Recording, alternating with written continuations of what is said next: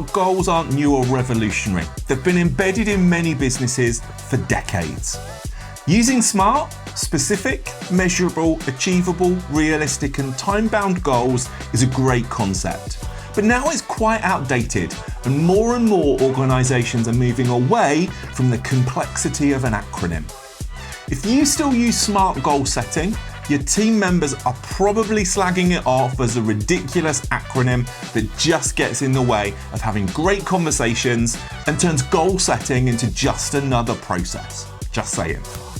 It's how I felt when I had to get ready for my one-to-ones and appraisals in the corporate world. As a leader, of course, you want your employees to set and achieve great goals.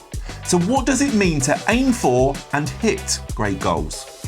Well, they need to light a fire under your employees, push them to dream bigger, reach farther, and achieve more than they thought possible. Equally, for those who are less aspirational, which is completely fine, great goals give clarity and a framework for success.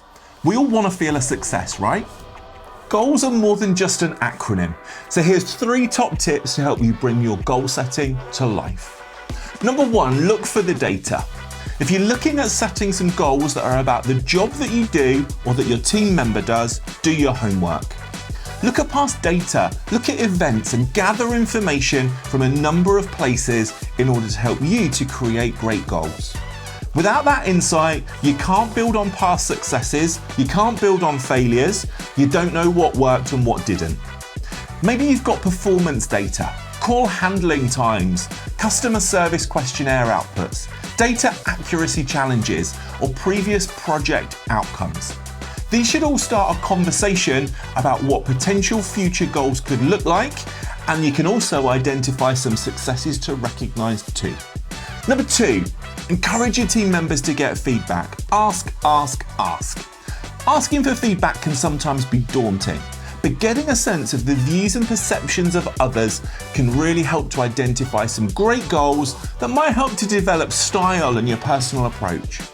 Maybe asking people for a strength and something that could be improved might be a little bit easier than just asking for general or generic feedback. It also might mean that you dig for a bit more detail too. High-performing people and teams actively seek and embrace feedback. It's all about part of building self-awareness. Number 3, use 4 great questions. Use questions to get goal clarity. You don't need an acronym. Bring conversations to life and make them meaningful. Ask, what needs to be achieved? What has to be done? Or what's the challenge? And be really specific. What does great look like? What's the measure? Maybe it's increase something by 20%, reduce something by £500. What's the target date or the deadline to achieve? And lastly, what tasks or specifics will help you to get there? Make a list. Great goal setting isn't about acronyms, long appraisal forms, and online performance management portals. It's about focus and clarity on what needs to be achieved and how. Don't get lost in a corporate process. Focus on the great conversations.